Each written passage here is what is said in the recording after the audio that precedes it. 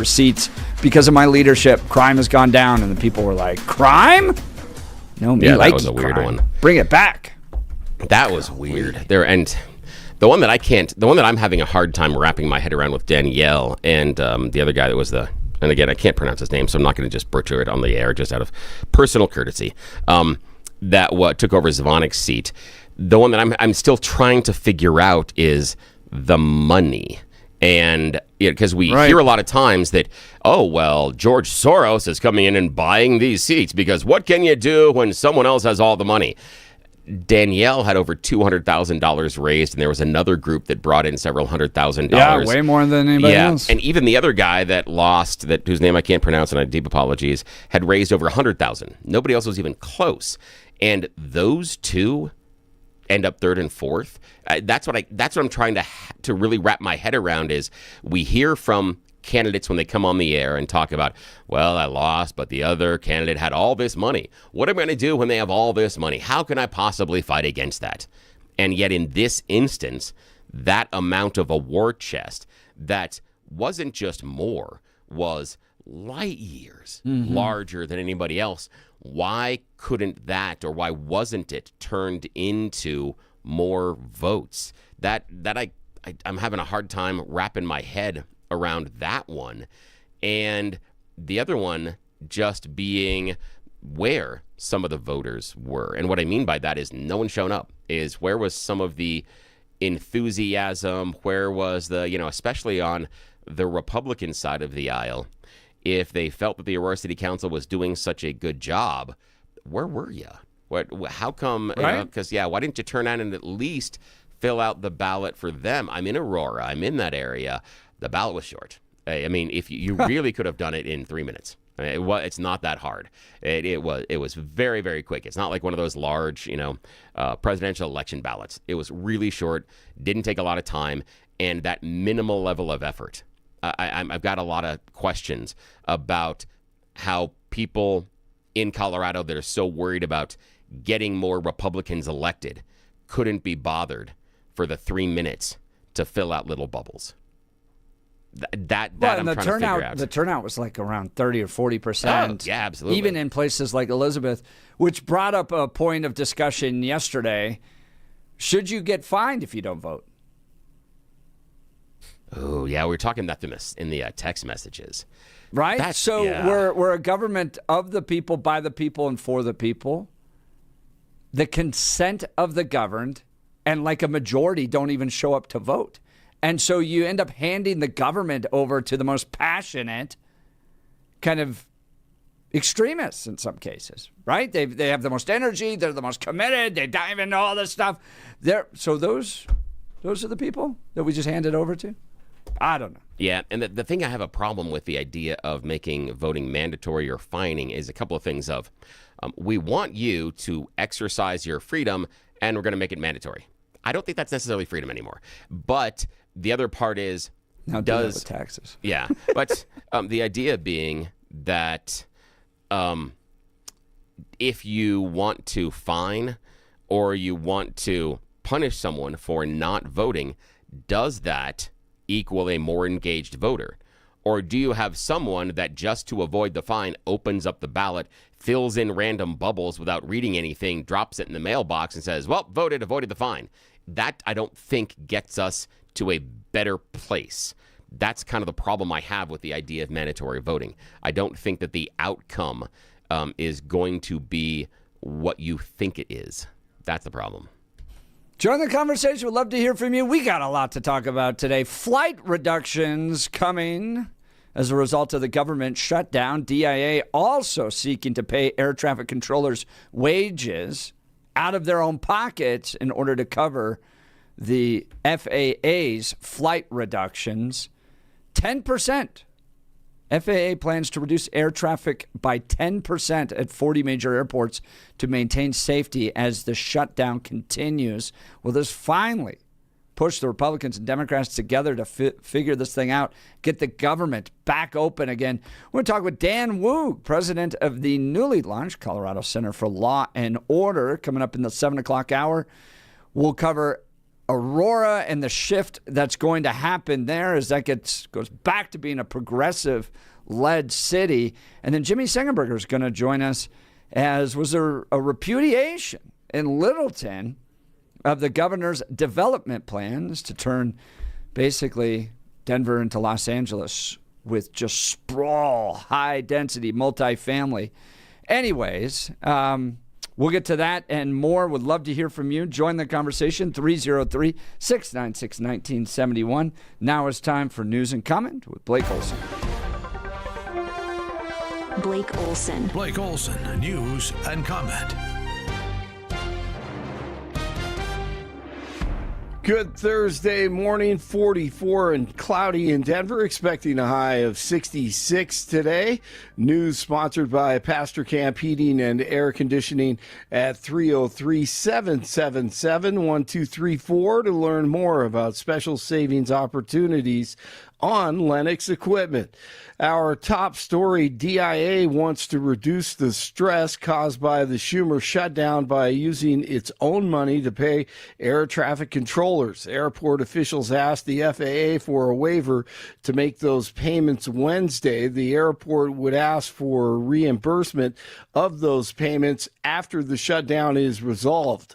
Some Senate Republicans say they're close to reaching a deal to end the shutdown as we hit day 37, a mini funding package that could get bipartisan support is nearing completion. Traffic will be a little slower this afternoon near Mile High. Bo Nix and the Broncos go for 7 straight wins tonight at the stadium. The Raiders in town. We feel like we haven't even played a complete game offensively, much less, as a team. And so, I think once we start doing that, then we got to be careful about being too lax. But until then, guys we're all in a growth mindset, and we're worried about the things that we can fix. And because there's several of them from each position that we're trying to focus on. The Broncos have submitted a draft plan for their proposed redevelopment of Burnham Yard. The plan submitted Wednesday shows that the new Broncos stadium would be placed on the western side of the rail yard. A timeline included with the plan estimates estimates a review process that would last nearly a year, with construction permits getting approval in early 27. The death toll from the UPS plane crash at Louisville's Muhammad Ali Airport has climbed to 12, including a child, while investigators say one of the plane's engines detached from the plane at takeoff. Here's what business owners in Manhattan are saying: black, white, brown, it doesn't matter, all religions, about Kami Dani winning the election for mayor of New York. Did he win, by the way? He won. They chose the knucklehead, so we're gonna pay for it. What happens if he opens up the government-run grocery stores? I'm not with it.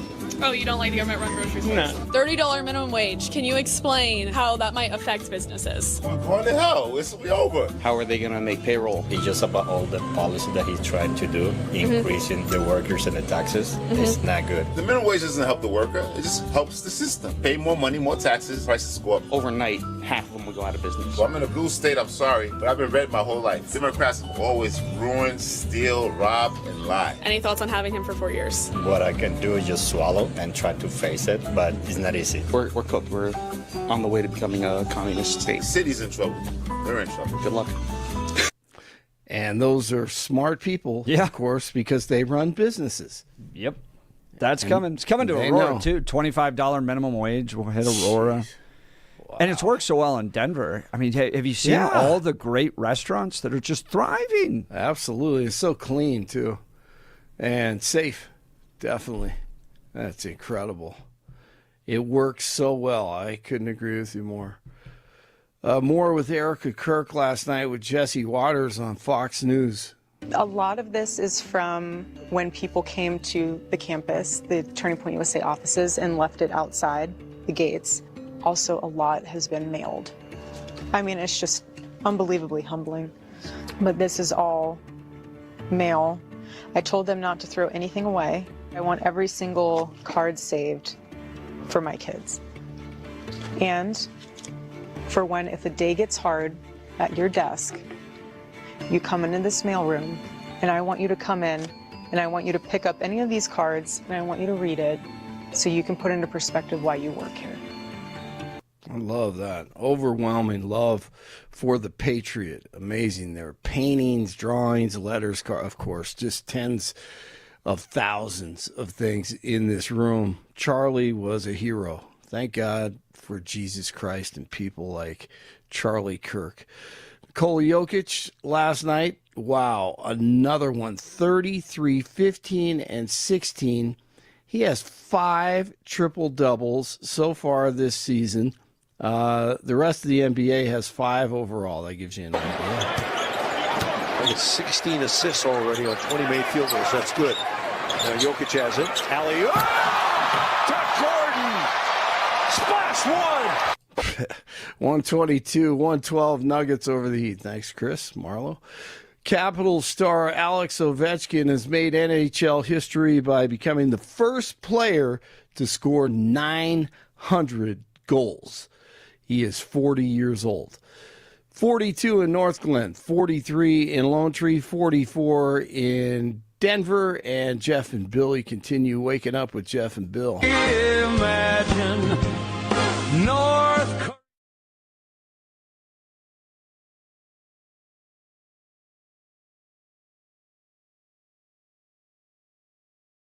Great song. Isn't it?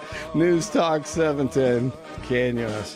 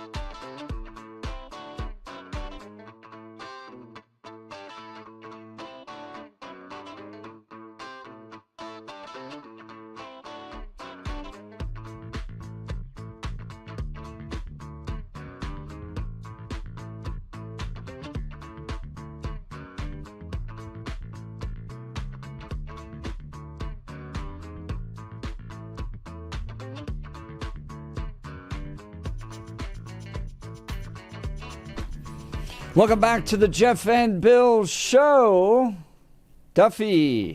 Secretary Duffy announcing airspace restrictions amid record government shutdown. Transportation Secretary Sean Duffy announced airspace restrictions Wednesday as the ongoing federal government shutdown continues to affect the nation's transportation system. At a press conference, Duffy outlined what he called additional measures to reduce risks in national airspace. One of them, though, is going to be that there is going to be a 10% reduction in capacity at 40 of our locations. The restrictions will go into effect on Friday. It will impact roughly 4,000 flights nationwide. The list of impacted airports will be released today. The decision was driven by mounting concerns over staffing shortages and safety risks within the FAA and the broader aviation network. The shutdown entered its 36th day on Wednesday, now 37 today, making it the longest government shutdown in history.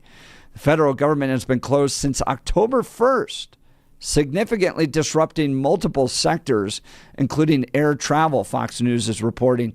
Thousands of aviation workers, including air traffic controllers, have continued to report for work without pay, including 13,000 air traffic controllers and 50,000 transportation security administration officers. Despite their commitment, staffing levels have dropped, creating increasing pressure on the nation's airspace system. On Monday, Duffy warned the Trump administration would shutter the U.S. aviation system if he thought an ongoing government shutdown would make it too risky to travel. Now, DIA seeking to pay air traffic controllers wages out of their own pocket. Denver International Airport has been spared so far with minimal flight delays, Denver Post is reporting, as the shutdown continues. But DIA officials on Wednesday were bracing for the Trump administration's ordered reduction in air traffic at major hubs coming later this week. DIA said it would later seek reimbursement from the federal government once the shutdown is over. Bill, we are inching ever closer to the busiest air traffic days out of the year, the biggest travel days. Yeah. Coming up here for Thanksgiving. That's 3 weeks from today. Yeah, this is, again, the lack of, I don't know, motivation on either side to get this done is shocking. That we're screaming towards some of the busiest holiday travel times in America, and they're like, I don't understand. Yeah, I get it that one side wants one thing, the other side wants another, and that's how you compromise. I'm getting to the point where it sounds to me like the Congress are a bunch of kids that are screaming in the back of the minivan that one group wants to go to McDonald's and the other group wants to go to Taco Bell, and that we've just decided, fine, I'm just going to park this car here on the side of the road, and if we starve, fine, that's it. It'll be your fault because we can't figure this out. And just let them fight. That's it. We're not solving the problem. We're not getting anywhere closer to getting anything done. And a lot of them aren't even at work. I mean, just for frame of reference, Blake played the thing about, oh my God, what's going to happen with workers and employment and money and this and with everything in Mondami. Yeah, we know one house of Congress has been in recess for a while, right? Yeah, weeks and weeks and weeks. They're still drawing a darn paycheck over that. And when we're sitting here saying with the federal workers, oh, it's okay. It's just a free vacation for them. They'll get their money on the back end. These guys in Congress are getting a vacation right now and still drawing the paycheck and doing nothing. I don't know. I mean, what's going to have to happen? Is it that we're going to have to shut down the entire flight system, that no planes can go anywhere, that we actually start taking this seriously? When are these people going to start doing Bill, their jobs? At this point, they could just open it up. All these other ancillary debates about Obamacare and subsidies and all this, that can happen. No one's saying that debate can't happen, but the Democrats seeking to leverage the government shutdown in order to get more favorable terms on ancillary issues to the core issue of just continuing to keep the government open, I think this is really going to start to backfire for the Democrats. Just open it. Yeah, I don't think it is. At this point, just open it. Here's the thing. Why do we have to have a debate about Obamacare subsidies? Okay, here's the idea, okay? If we really believe that this is the Democrats just holding it hostage, okay, then let's imagine that, just for the sake of argument, the Democrats are that bank robber with hostages holding the American people hostage inside the bank. And the law enforcement, the Republicans, are standing outside going, okay, give us all of your guns, and then we'll talk about what you want. Huh? The idea is that as long as the government is shut down, it's leverage. And the Republicans have acknowledged this in the past when they have been talking about shutdowns, threatening them and bringing them to fruition. And what happened in those cases? The fact that it was leverage. Yeah, and what happened in those cases? Eventually we opened back up. And sometimes we passed continuing resolutions, and sometimes the Democrats acquiesced and gave in to what the Republicans wanted in order to pass continuing resolutions. So that's the issue, is that with the Republicans, when they had passed a bill that takes away the health care subsidies, and they go, well, if you let us reopen the government, then we'll debate it. Okay, so Republicans open up debate. Oh, it's 5 minutes. Oh, debate closed. Oh, sorry about that. Then they can pay an electoral consequence, Bill. That's how it works out. But at this point, we're 3 weeks away from the busiest travel season of the entire year. Democrats can get this open again. It's a simple continuing resolution.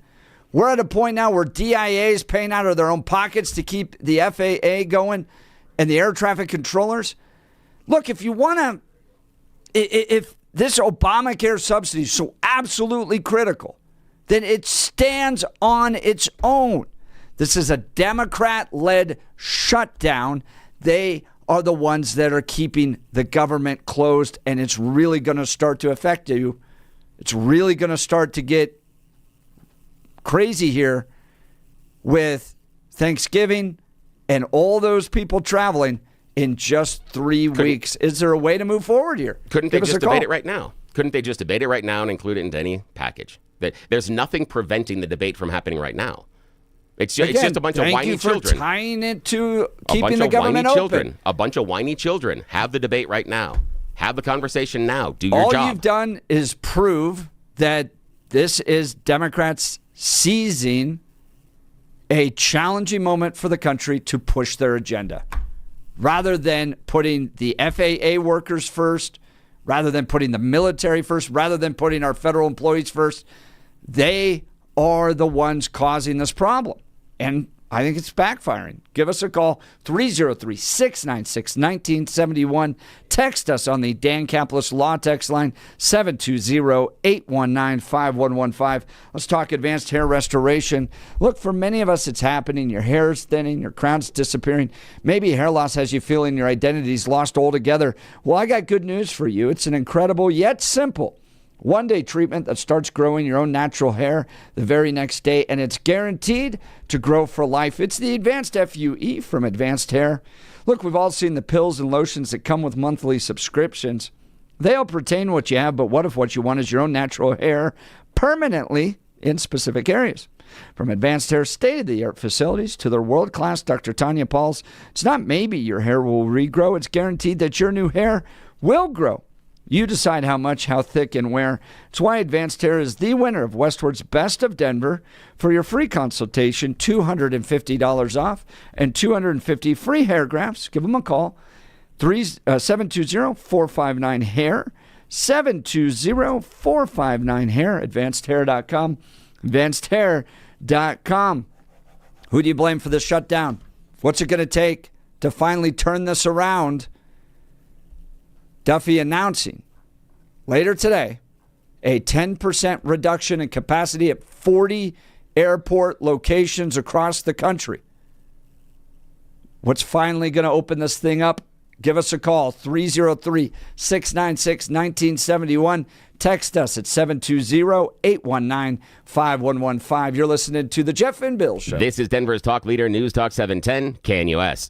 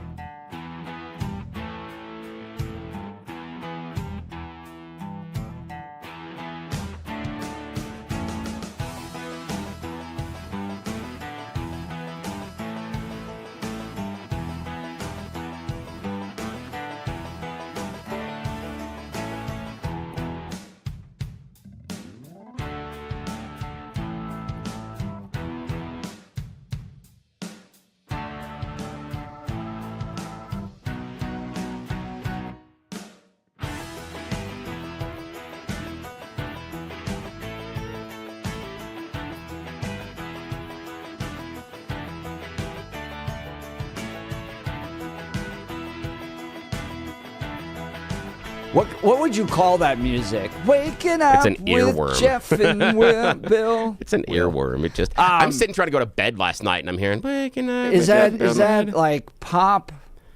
Oh. Is that K-pop? No, no, not even close. No, not even close. Not even close. We can't be cool enough to be K-pop. That's not even close. No, I don't know what that would. That's more. God, the Waking Up to Jeff and Bill, that's more adult contemporary style kind of thing. Cozy. Yeah, it is. It's cozy. Yeah. And I love it. And it's got such an earworm. Again, I am trying to go to sleep. And it's that time in which your brain is like, hey, here's a TED Talk nobody asked for it. And you're like, oh, I just want to go to sleep. And then in the background, I have this theme song, Waking Up with Jeff and Bill. Yeah, it was a lot of fun trying to get to sleep last night. Yeah, that was good. All right, we are talking Duffy. Secretary Duffy announcing airspace restrictions amid record government shutdown. There will be a 10% reduction in capacity, 40 locations across the country. It'll begin Friday. The announcement coming later today as to which airports. DIA responding by seeking to pay air traffic controllers wages themselves when they get reimbursed later by the federal government. What's it going to take to finally figure this out? At this point, it's so crystal clear to me. Democrats are seeking to use this as leverage. They are saying so themselves. They're trying to advance a legislative agenda. The debate on Obamacare subsidies has nothing to do with opening the government. Those are two separate issues. And if it's so important, so absolutely critically important to maintain those subsidies for Obamacare, that stands on its own. And if you're saying, well, it's never going to pass, there's not enough for Republicans, well then, if it's so catastrophic to the Obamacare operation, then there will be a legislative response or an election response, an electoral response later. But at this point, it is the Democrats that are making Americans suffer in order to try to get what they want, get their way in these negotiations. What do you think? Join us by giving us a call at 303-696-1971. Let's go to Frank in Denver. Good morning, Frank. You're on with Jeff and Bill. Morning.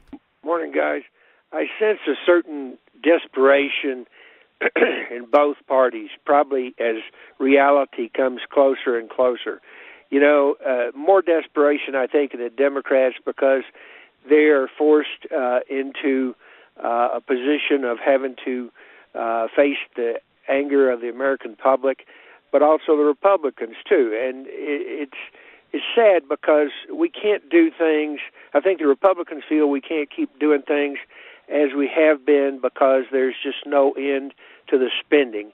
It was obviously worsened with COVID. The extra money, I think, was probably needed, but it can't be continued or shouldn't be continued. And the bottom line is there's no free lunch here.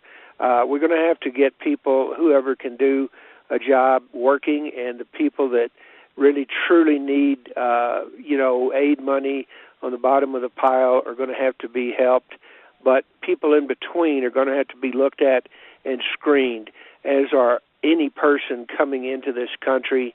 And unfortunately, as distasteful as it looks like it has to be, the people that are here illegally are going to have to probably go back out. That's a conservative position, but I think, to me, it's the only way the country keeps on going. And what I fear is things that are unsaid by the administration, things that he knows and the CIA knows.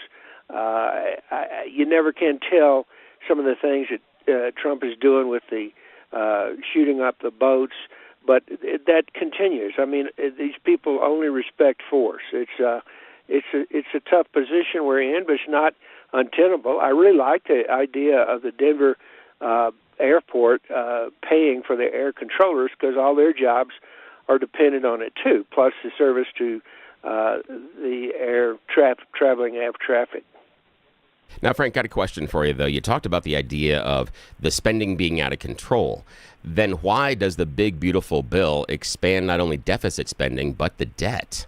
Isn't that a problem? And the reason I'm saying is this is the one thing that we're taught that we haven't heard now that the Republicans are in power and control all levers of government inside of Washington, D.C., this overarching concern about the debt that was a constant drumbeat the previous 2.5 years. And in fact, the big, beautiful bill does increase deficit spending and the debt. So when you say that, we got to get the spending under control, Republicans aren't doing it. Historically, anytime there is a sweep of the Congress and the presidency, the House, the Senate, and the presidency, spending always of one party, spending always increases. And that's true for the Democrats or the Republicans. They're still sticking in their pork. I think we got to get over that, though, and start doing what's right for the American people. But wait, Frank, hang on a sec. Frank, I got to hold you responsible there, because you say we got to get spending under control, and then you come around and say, and then you seem to give a pass that, well, both sides do. And when you're in power, and what I say is when you're in power, that is the perfect time. And in fact, the only time you're probably going to get spending under control, because you have Help me total understand, control. how did we get here with the government shutdown?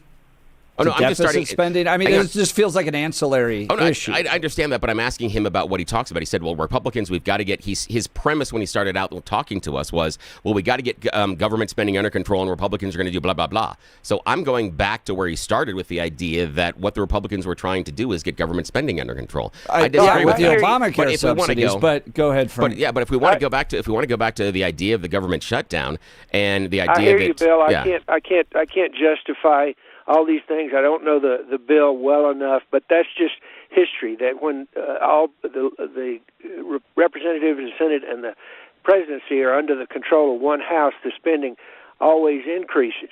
But we got to start putting in some things like this argument about the air traffic controllers being paid and the military being paid. That ought to be already on automatic pilot, just like Medicare and solid Medicaid and things like that. Why don't we privatize the FAA, Frank? Well, that wouldn't be a bad idea, especially when we're coming close to an emergency. You're seeing the pockets, the deeper pockets at the airport do what they need to do to maintain their salary and keep things flowing. I mean, I bring that up because we're not having a conversation about pilots not getting paid. And they're privatized. That's privatized. But the FAA, which is tied, this is part of the problem I have with tying everything to the government, is you literally let the dumbest people in the community make decisions with regards to whether or not people get a paycheck. When people's lives are involved, the government would need to be some overall control with regulation, but they don't necessarily need to be the paycheck. That's right. And, so it's a tough thing. This is why it's absolutely so stupid for both parties to be diversely arguing these points purely to stay in power, and it just doesn't get anything done for the American people, and that's the really sad thing about it. Well, isn't that that's kind of the point where I started with, Frank, the idea that neither side is doing their job. And the job, the way Congress is set up, is compromise. It is not my way or the highway. That until you get to 60 votes, you need to compromise. And we have both parties standing there saying, nope, not going to do it. They're not doing their job. That's my fundamental point here. I agree with you, Bill. All we're doing now is arguing. And that's not to me, I don't know how many years you got to go back before Congress worked together with each other to try to hammer out some kind of reasonable compromise. But that is long gone. I fear that it is the introduction of some elements into the parties. Who knows where it started, with the Republicans, the Tea Party, or the left with the, radical left, people holding them or making the powers that be in the Democratic Party think they had to have those people to stay in power. And so if you don't do my bidding, we won't give you our voting block. So that's the threat that is put on the congressman. Maybe that's Frank, appreciate the call. Flows. Thanks so thanks, much. Frank from Denver. His line will be open. Quickly jump in because we got jam-packed phone lines, 303-696-1971. Let's go to Rod in Littleton. Good morning, Rod. You're on with Jeff and Bill. Morning. Good morning, gents. This is a problem created by the Democrats.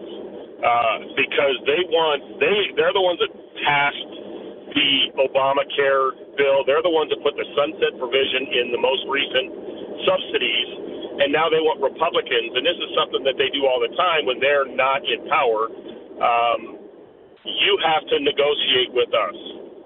But when they're in power, it's our way or the highway. Elections have consequences.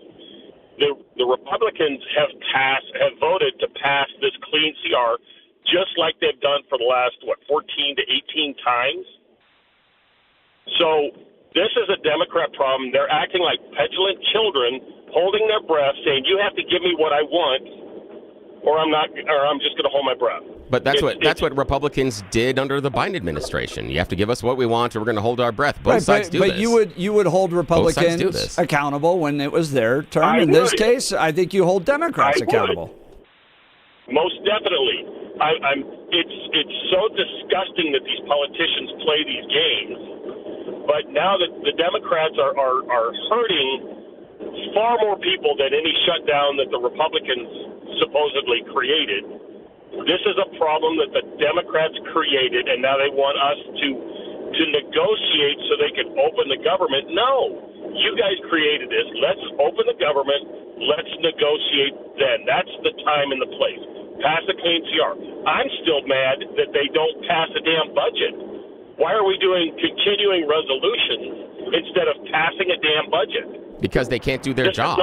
Right? No, that's exactly right. I think we all agree on that. That's the problem. Exactly. So open the government, limit the pain for these people that are not getting paid and need the SNAP benefits. Then we can negotiate and talk about what you want, which is what we're supposed to do. But we're not going to let you force the hand. You created the problem. Pass the CR, and then let's negotiate. That's the way it should be done. Rod, would you, if you were sitting the Democrat side, would you trust the Republicans? And what I mean by that is, remember, the big, beautiful bill was passed through reconciliation, which are totally different rules based on the debate and based on funding. So I sort of look at it a little bit side-eye, the idea that the Republicans went through this big, giant, robust debate and went through and they passed it through the House, then passed it through the Senate. There were shutdowns under Obama with the Affordable Care Act that wasn't done through things like reconciliation. So the issue is that they kind of ran the idea of how to get this big, beautiful bill through Congress, and they did it as one giant omnibus package. And now we're at this issue. And so, it's a pox on both their houses. I'm not happy that the Democrats are sitting here and being, intractable about it, but so are the Republicans. And I understand the idea that, hey, Democrats are the ones acting like little kids, but remember also, Republicans, the hill they've decided to die on is that we need to make sure that the people that are on the lower income strata pay a heck of a lot more for health care. That's a weird place to plant your flag and say, this is the place in which you shall not pass. It's a weird place to say. No, because the Democrats created that problem. Obamacare promised. And if you remember, Nancy Pelosi said, we don't know what's in this. We need to pass this so we can find out what's in it. Got a question, though, on that. I got a question, though, before we go. So on the idea of what have the Republicans done to the subsidies over the lifetime of Obamacare? What has been the goal? Reduce them. Yeah. So they've been trying to undercut the funding, and now when the funding is undercut, hang on, Rod, what I'm pointing out is now when the funding is undercut, the argument is, oh my God, look at the funding that's undercut. The party that has been doing this is now complaining about what is happening because of what they've done. Yeah, because it makes it more expensive. Why am I supposed to support the subsidies, giving people money that I could keep in my pocket because they keep raising taxes and we're being taxed to death? Yep. So let's cut, and that's what some of the things. Rod, you're giving people health care. Rod, you're giving people health care. Is that something you're not in favor of? Welcome to socialism, Rod. How dare you try to take away somebody's health care by not paying your taxes? Is that something you don't want to do, Rod? You don't want to give people health care? I have to work to support myself. Okay, so that's what these people need to do. Okay, Hang on. Like on Snap, some of these people can't work. Elderly, disabled. You'd have to show me the percentage. Now, there are some out there, and the people that are out there on the work programs, more times than not, meet the requirements. We already have work requirements for many things based on the health care. But the other part is this. So you're saying that we should not provide the health care. So are you saying, Rod and Jeff, you want to go back to somewhere like the 70s and the 80s where you show up at a hospital, and if you don't have insurance, we turn you out? Bill, I don't want to hand the healthcare industry to central planners in a government. No, that's not my question. That's exactly what Obamacare that and is not my socialism question. and what you guys are doing. You're taking an industry out of the free market, handing it to central planners, forcing taxpayers to subsidize it. The quality goes down, the cost goes up, and it doesn't happen just with healthcare. It happens with education. It happens with housing. It's happening with SNAP. Bill, we are more dependent on the government than at any point in American history. That is shameful. We need to help the people that need it, but there are far too many.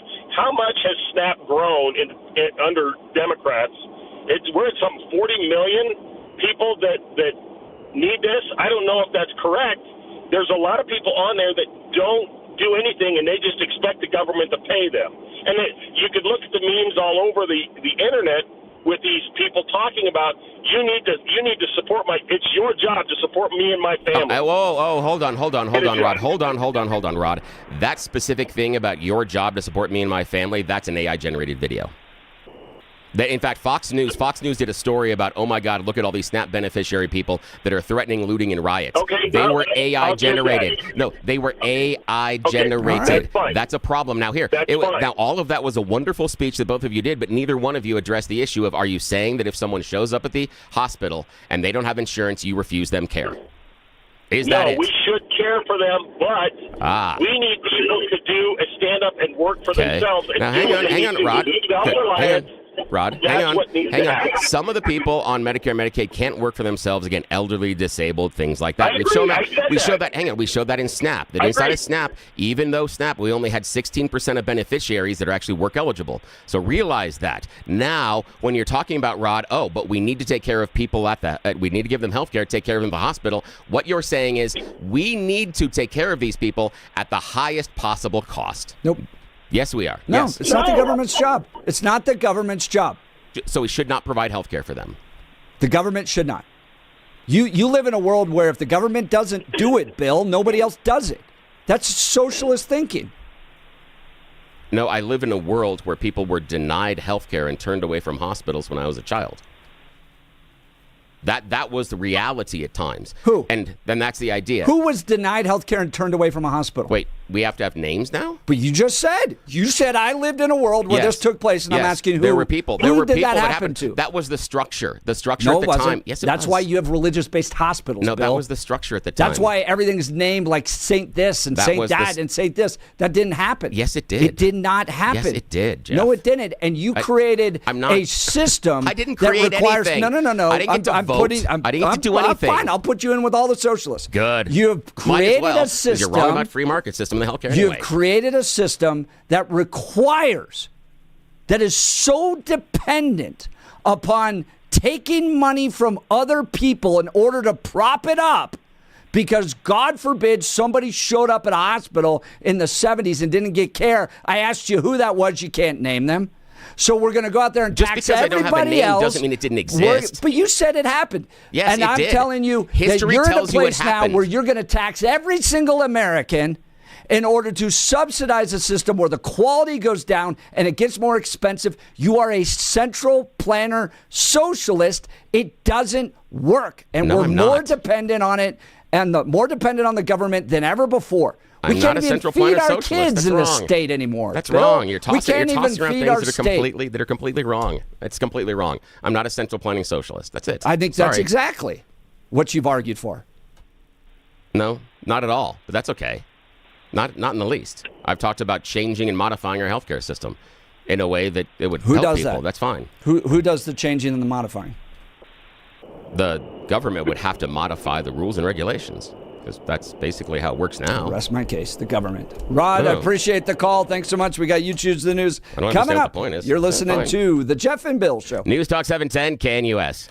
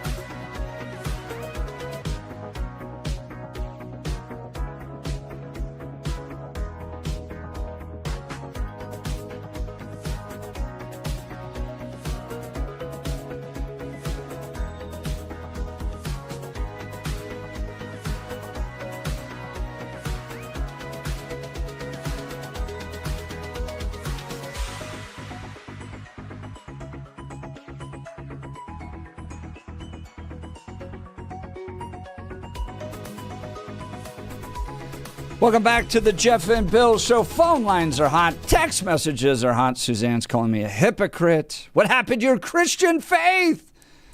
Well, tell me in Scripture where it says that we need to use the power of the government to take taxes in order to care for other people. I'm pretty sure we were called to personal generosity, which is why most of the hospitals that were founded were all faith-based.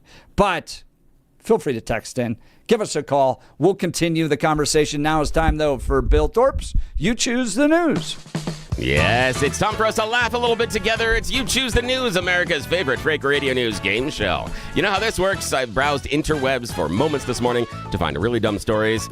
You'd be surprised how easy it is. Also, then throw on these really silly headlines so we can play this fake radio news game show, because those in charge are not awake until 7 o'clock. So when left unsupervised, we always will take full advantage. And of course, you need a fall guy. I mean, another participant in this valuable game show, and that is Blake Olson, who is in the news department. Gentlemen, here are your headlines this morning. Headline number 1, to rule them all. Headline number 2, 1, 2, 3, 4, 5. Headline number 3, take a seat. And headline number 4, Stephen Colbert was right. Mr. Hunt, your choice, sir. Let's start with Stephen Colbert. Yes, Stephen Colbert was right. Here we find ourselves in Tokyo. Those of you that remember the Colbert Report and the threat down will know what he always warned us was the most dangerous thing in our lives. Bears. Yes, bears. And Japan just this week has deployed troops to help contain a surge of bear attacks that have terrorized residents in a mountainous region in the northern prefecture of Akita. Now, reports of sometimes deadly encounters with brown bears and Asiatic bears are being reported almost daily ahead of the hibernation season as the bears forage for food. And it's really easy to find the food where the people are, near schools, train stations, supermarkets, even at a hot springs resort.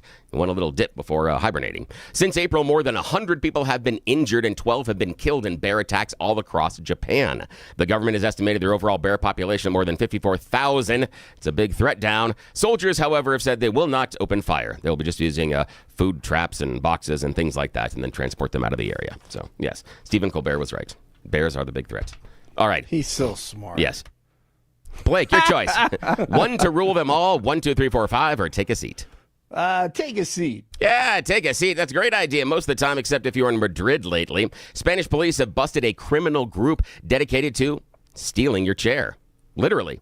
Spain's national police said this week they've arrested 7 people suspected of stealing more than 1,100 chairs from outdoor seating cafes and restaurants and bars all across Madrid and in a nearby municipality as well. They accomplished this feat in just 2 months. Talk about overachieving. 6 men and a woman worked at night to pilfer the chairs from 18 different establishments across Madrid and elsewhere.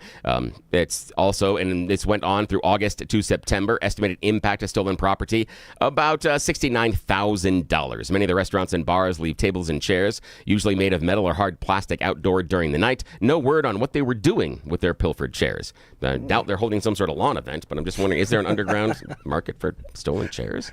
Possibly. Yeah, possibly. All right, Jeff, Someone wrap can us make up some here. money. 1 to rule them all, or 1, 2, 3, 4, 5? 1, 2, 3, 4, 5. Yeah, 1, 2, 3, 4, 5. 6, 7.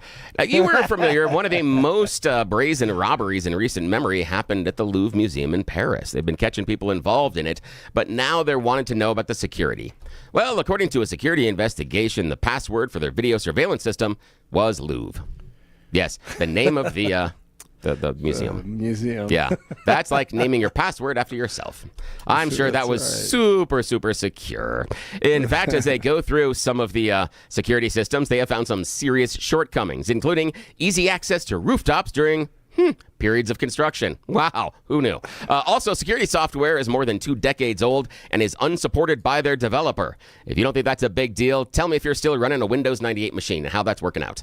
Yeah, exactly. So they don't know exactly the number of security failures that contributed to the robbery, but just saying that maybe if you're looking at breaking into a jewelry store, going and stealing the old stuff at the museum might be easier because evidently the security really sucks. Yeah, I can't believe that the security password for the video was Louvre.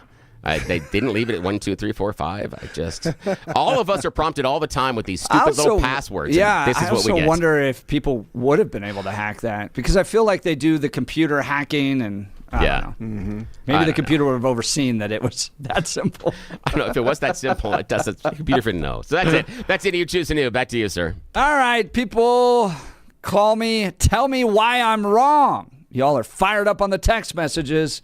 This is the only show you can do it. We'll be right back. You're listening to The Jeff and Bill Show. This is 710 KNUS.